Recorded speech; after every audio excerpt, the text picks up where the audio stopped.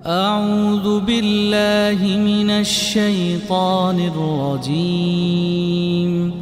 بسم الله الرحمن الرحيم. الحمد لله وحده والصلاة والسلام على من لا نبي بعده وعلى آله وصحبه والتابعين النهج. أما بعد فأعوذ بالله من الشيطان الرجيم. بسم الله الرحمن الرحيم. قال الله تبارك وتعالى في القرآن المجيد والفرقان الحميد: الرحمن الرحيم مالك يوم الدين. آمنت بالله صدق الله مولانا العظيم وصدق رسوله النبي الكريم الأمين ونحن على ذلك من الشاهدين والشاكرين. قال الله تبارك وتعالى في شان حبيبي: ان اللہ وملائکتہ یصلون علی النبی یا ایہا الذین آمنوا صلوا علیہ وسلموا تسلیما. محبت سے درود پاک پڑھیے. الصلاۃ والسلام علیک یا رسول اللہ وعلی آلک واصحابک یا حبیب اللہ. الصلاۃ والسلام علیک یا نبی اللہ وعلی آلک واصحابک یا رحمۃ للعالمین. اللہ جل شانہ کی حمد و ثنا اور حضور سرور کائنات، فخر موجودات، زینت بزم کائنات، سید سرورہ، حامی بے کسا، سید المرسلین، رحمۃ للعالمین، راحت العاشقین، مراد المشتاقین، خاتم النبیین، جناب احمد مجتبی محمد مصطفیٰ صلی اللہ تعالی علیہ وبارک وسلم کے دربار گوہر بار میں ہدیہ درود و سلام عرض کرنے کے بعد نبی رحمت شفیع امت صلی اللہ تعالی علیہ وبارک وسلم کی ذات والا صفات پر درود و سلام پڑھنے کی بے شمار برکتیں اور فضیلتیں ہیں. آقا دو جہان صلی اللہ تعالی علیہ وبارک وسلم کا فرمان عظمت نشان ہے کہ جو بندہ میری ذات پر محبت اور شوق کے ساتھ ایک مرتبہ درود پاک پڑھتا ہے، اللہ تبارک و تعالی اس کے 80 سال کے گناہوں کو معاف فرما دیتا ہے. تو صرف ایک مرتبہ محبت کے ساتھ درود پاک پڑھنے کی یہ فضیلت اور برکت ہے. تو جو کثرت کے ساتھ اپنا وظیفہ درود پاک کو بناتے ہوں گے ان پر کس قدر رحمتوں کا نزول ہوتا ہوگا.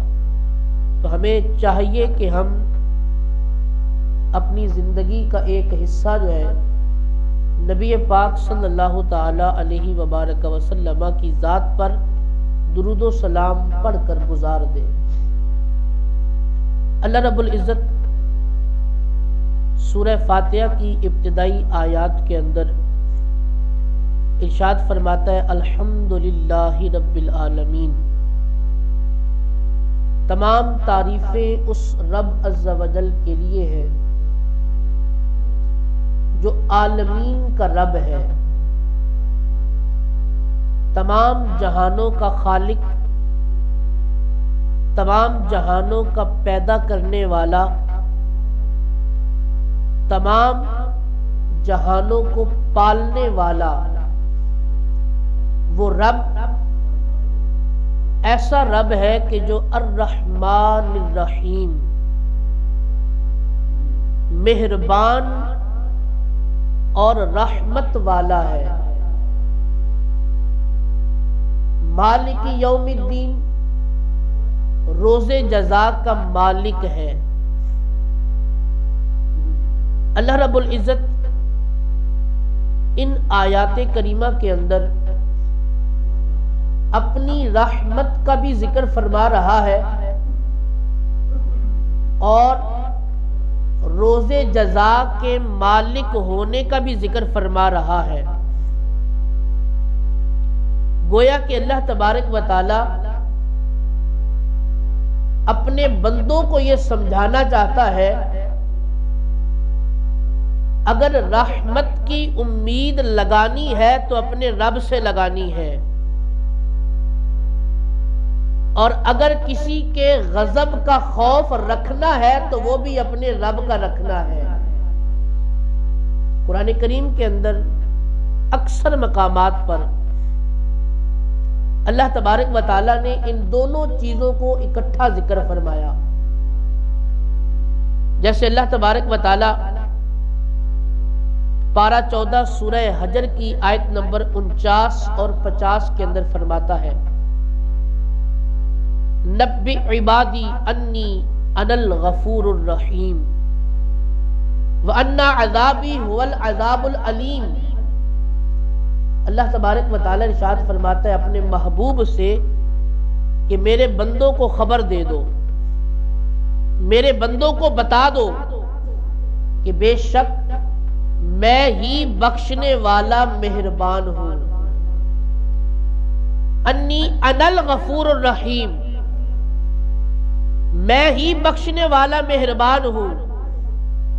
اور ساتھ ہی اللہ تبارک و تعالیٰ نے اپنے عذاب کا ذکر فرمایا، وَأَنَّ عَذَابِي هُوَ الْعَذَابُ الْعَلِيمُ، اور میرا ہی عذاب دردناک عذاب ہے۔ اللہ تبارک و تعالی اس سے ایک مسلمان کے لیے، ایک عبادت گزار کے لیے اور ایک نیک شخص کے لیے جو ضروری چیز ہے وہ اللہ کی رحمت سے امید اور اس کی خفیہ تدبیر کا خوف۔ یہ ایک مسلمان عبادت گزار نیکوکار بننے کے لیے یہ دو چیزیں مسلمان کے لیے ضروری ہیں کہ اسے اپنے رب کی رحمت سے امید بھی ہونی چاہیے اور اس کے غضب، اس کے عذاب اور اس کی خفیہ تدبیر کا خوف بھی بندے کے دل میں ہونا چاہیے کہ میرے بارے میں اللہ تبارک و تعالیٰ کی خفیہ تدبیر کیا ہے میں نہیں جانتا، مجھے نہیں پتا، لیکن مجھے اس کی رحمت سے امید بڑی ہے۔ نبی پاک صلی اللہ تعالی علیہ وبارک وسلم آپ ارشاد فرماتے ہیں کہ اللہ تبارک و تعالیٰ کی 100 رحمتیں ہیں، ان میں سے صرف ایک رحمت اللہ رب العزت نے جنوں، انسانوں، جانوروں اور کیڑے مکوڑوں پر اتاری ہے۔ اسی سبب سے وہ آپس میں ایک دوسرے پر رحم کرتے ہیں۔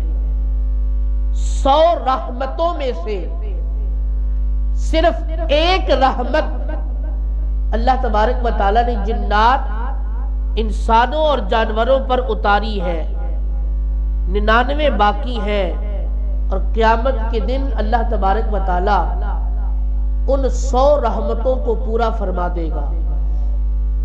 صرف ایک رحمت دنیا کے اندر بندے کے اوپر نازل کی جاتی ہے جس کا اثر یہ ہے کہ ماں اپنے بچوں سے پیار کرتی ہے، یہ اسی رحمت الہی کا ظہور ہے۔ باپ اپنے بچوں پہ شفقت کرتا ہے، یہ اسی ایک رحمت الہی کا ظہور ہے۔ ننھی سی چڑیا اپنی چونچ میں دانہ لے کر میلوں میل سفر کر کے اپنے گھونسلے میں پہنچ کر اپنے بچوں کے منہ میں دانہ ڈالتی ہے، یہ اسی ایک رحمت الہی کا ظہور ہے، اسی ایک رحمت الہی کا اثر ہے۔ یہی رحمت الہی وحشی جانوروں کے اندر بھی پائی جاتی ہے، جس کی وجہ سے وہ اپنے بچوں سے پیار کرتے ہیں، اپنے بچوں سے رحمت کرتے ہیں۔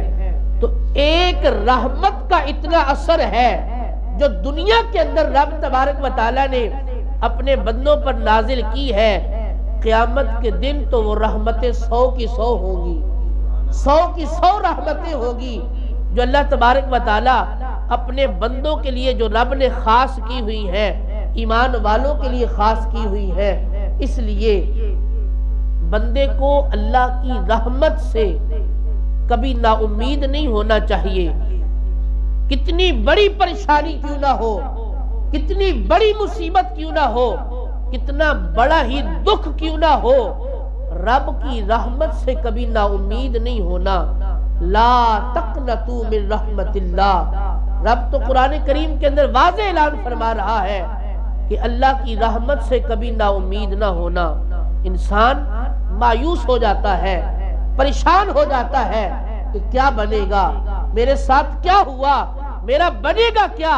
بندے کو کبھی نا امید نہیں ہونا چاہیے، مایوس نہیں ہونا چاہیے۔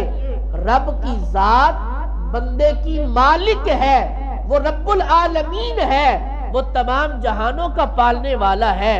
رب نے بندے کے لیے ہر چیز کا وعدہ کیا ہے، رزق کا وعدہ کیا ہے، رب عطا فرما رہا ہے، رب دے رہا ہے۔ تو بندے کو چاہیے کہ ہر حال میں اپنے رب کا شکر ادا کرے اور اس کی رحمت سے کبھی نا امید نہ ہو۔ وہ رب بڑا کریم ہے، وہ رب بڑا رحیم ہے، وہ رب بڑی رحمت فرمانے والا ہے۔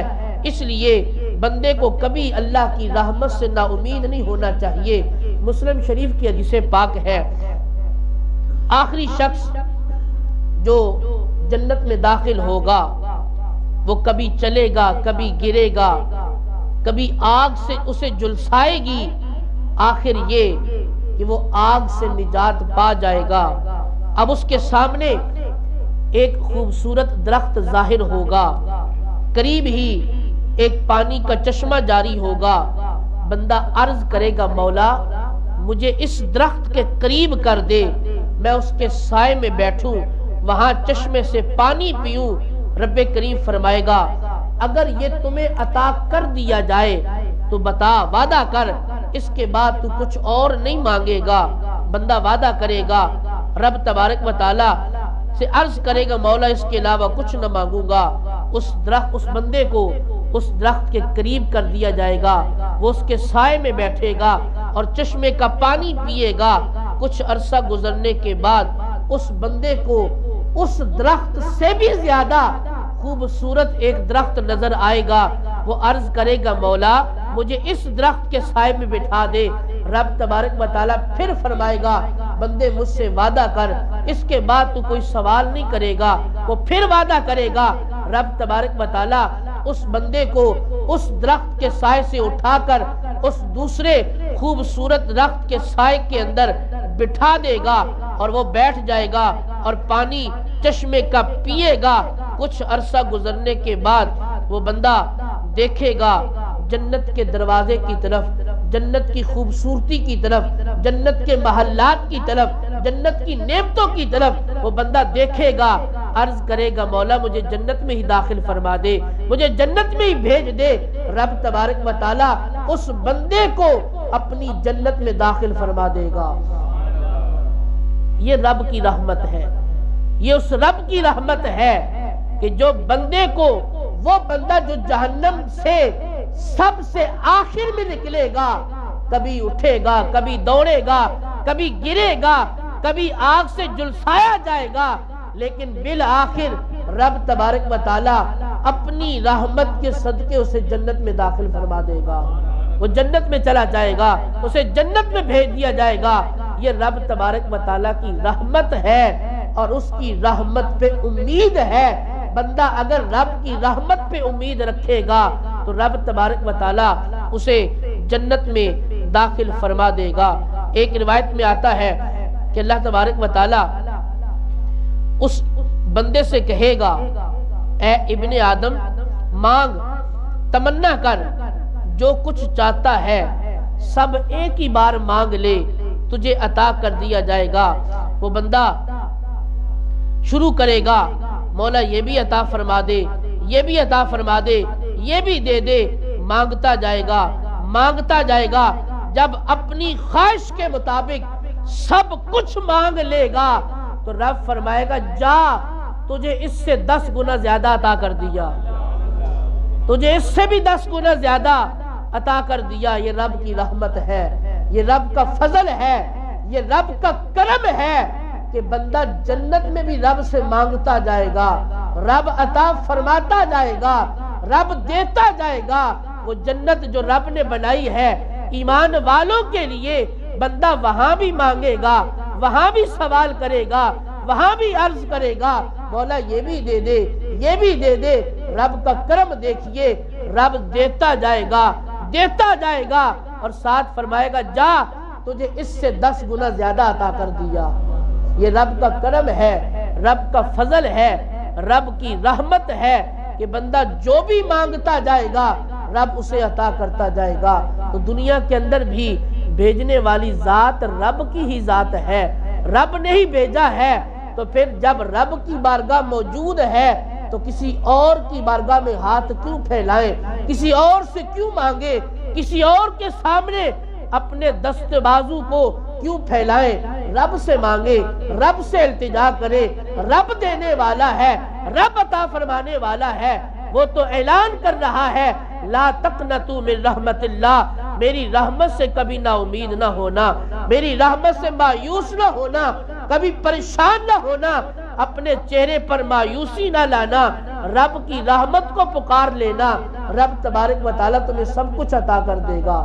رب دینے والا ہے، رب عطا فرمانے والا ہے۔ جو کچھ ملا ہے رب کی رحمت کے صدقے ہی ملا ہے، جو کچھ عطا ہوا ہے رب کے صدقے ہی عطا ہوا ہے۔ سبقت رحمتی غضبی، رب تو فرما رہا ہے کہ میری رحمت میرے غضب پر حاوی ہے، رب کا جمال اس کے جلال پر حاوی ہے، رب کی رحمت اس کے غضب پر حاوی ہے۔ اس لیے بندے کو چاہیے کہ اللہ کی رحمت کا سوال کرے، رب کی رحمت کا سوال کرے، اور اس کی رحمت سے امید رکھے، اور اس کے غضب کا خوف بھی ہمارے دل کے اندر ہونا چاہیے۔ امید اور خوف یہ دونوں چیزیں ایمان والے کے پاس ہونی چاہیے کہ رب کی رحمت سے امید ہے، لیکن اس کے غضب کا خوف بھی ہے، اس کے غضب کا خوف بھی ہے۔ رب تبارک و تعالیٰ کی پکڑ بڑی سخت ہے۔ وہ کہتے ہیں نا کہ گناہ کو چھوٹا سمجھ کے کرنا نہیں چاہیے اور نیکی کو چھوٹا سمجھ کے چھوڑنا نہیں چاہیے۔ اگر گناہ کو چھوٹا سمجھ کے کر لیا کوئی بات نہیں، چھوٹی سی تو بات ہے کہ کہیں اسی پر پکڑ نہ ہو جائے۔ ان بطش ربک لشدید، تمہارے رب کی پکڑ بڑی سخت ہے، اور نیکی کو چھوٹا سمجھ کے چھوڑنا نہیں چاہیے کہ ہو سکتا ہے اسی نیکی کی بدولت رب بخشش فرما دے، رب مغفرت فرما دے۔ تو جہاں بھی نیکی کرنے کا موقع ملے، چھوٹی سی چھوٹی کیوں نہ ہو کر لینی چاہیے، اور گناہ چھوٹے سے چھوٹا بھی کیوں نہ ہو اس سے بچنا چاہیے۔